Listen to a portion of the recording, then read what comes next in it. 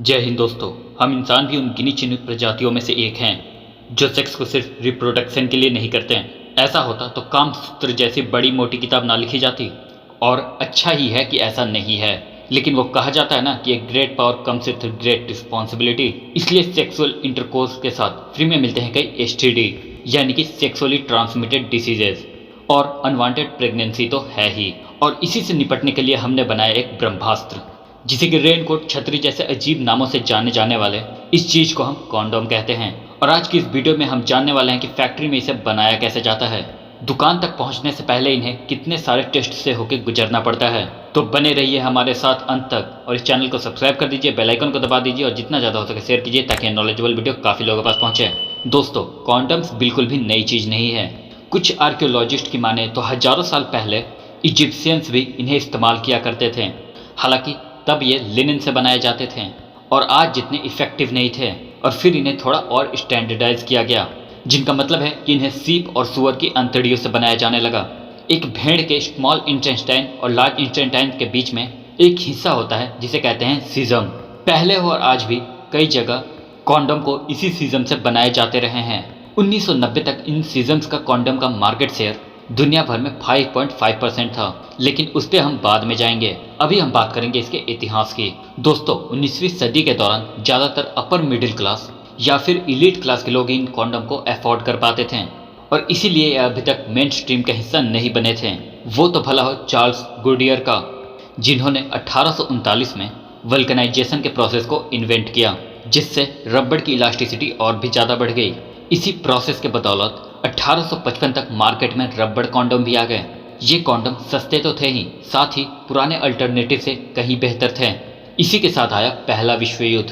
पहले विश्व युद्ध के दौरान अपने सिपाहियों के उभरते हुए जज्बातों को ध्यान में रख के ब्रिटेन और अमेरिका के अलावा हर एक देश ने अपने सिपाहियों को कॉन्डम्स दिए। इससे हुआ ये कि कोई प्रोडक्शन न होने के कारण बहुत ज़्यादा मात्रा में ब्रिटिश और अमेरिकन सिपाही सिफिलिस और अन्य तरह के एसटीडी से बीमार पड़ने लगे, जिससे सेना में ज़्यादातर लोग जंग में जाने के लिए तैयार नहीं हो पाते थे। जरा सोचिए, आप 1 लाख की फौज लेके क्या करेंगे अगर आपके 40,000 सिपाही बीमार हो। सिफिलिस उस वक्त एक जानलेवा बीमारी थी और कई सिपाहियों की इससे मौत भी हो गई। इसलिए बाकायदा उस वक्त इन दोनों आर्मीज के सिपाहियों को सेक्स से दूर रहने की सलाह भी दी गई। पर दूसरा विश्व युद्ध आते आते अमेरिका ने कहा बस अब और नहीं, और अब हम वो गलती नहीं दोहराएंगे। फिर इन देशों ने न सिर्फ कॉन्डम इस्तेमाल करना सीखा, बल्कि उन्हें जोरों शोरों से प्रमोट भी किया। इस एक्सेप्टेंस का एक कारण ये भी था कि 1920 के बाद रबड़ के बजाय लेटेक्स से कॉन्डम बनने लगे।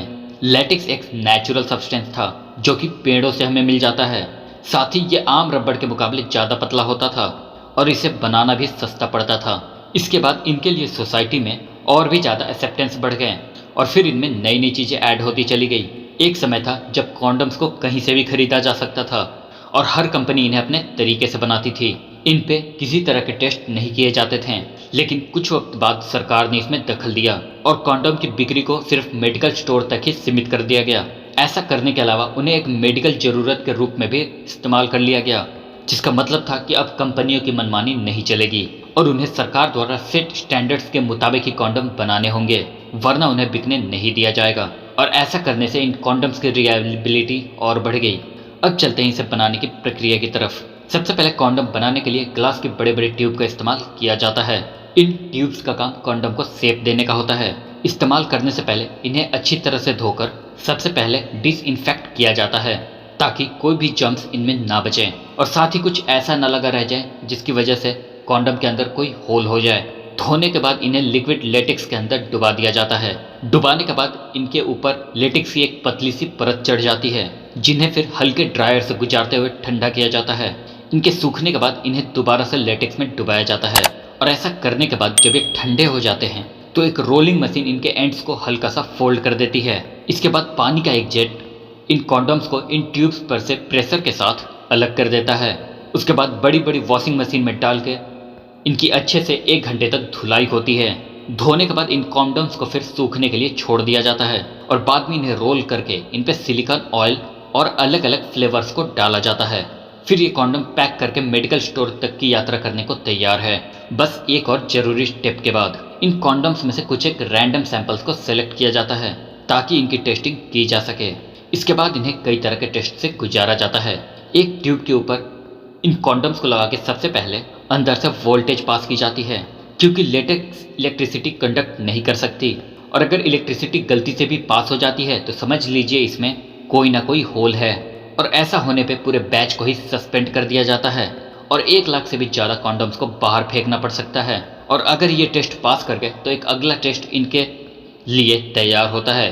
लगभग दुनिया की सभी चीज़ों की गुणवत्ता डिसाइड करने वाले ISO के मुताबिक हर एक कंडम को लगभग 18 लीटर हवा स्टोर करने के लिए बनाया जाना चाहिए, और इसी विनाम पे इसका टेस्ट भी होता है। इस टेस्ट के लिए इन्हें लैब में फुला के देखा जाता है, और अगर कोई भी कंडम 18 लीटर की कैपेसिटी से कम निकले या फिर इस दौरान में फट जाए तो इस केस में भी उस पूरे बैच को फेल कर दिया जाता है।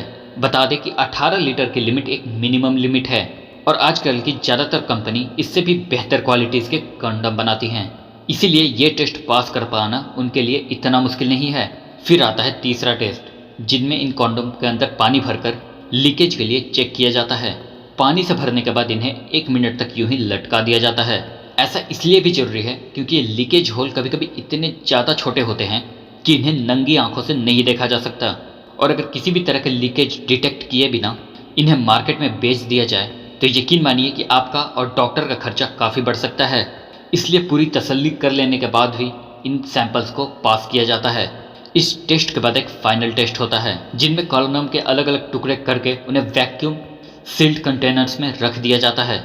फिर एक माइक्रोस्कोप की मदद से इन कॉन्डम्स को चेक किया जाता है, ताकि अब ये इंश्योर कर सके कि मैन्युफैक्चरिंग के दौरान इनमें किसी भी तरह के जर्म्स, बैक्टीरिया या फिर पार्टिकल्स ना गए हों। ये सभी टेस्ट पूरे होने के बाद ये सुनिश्चित हो जाता है कि आपके सच्चे सफ़र का ये साथी आपको धोखा नहीं देगा।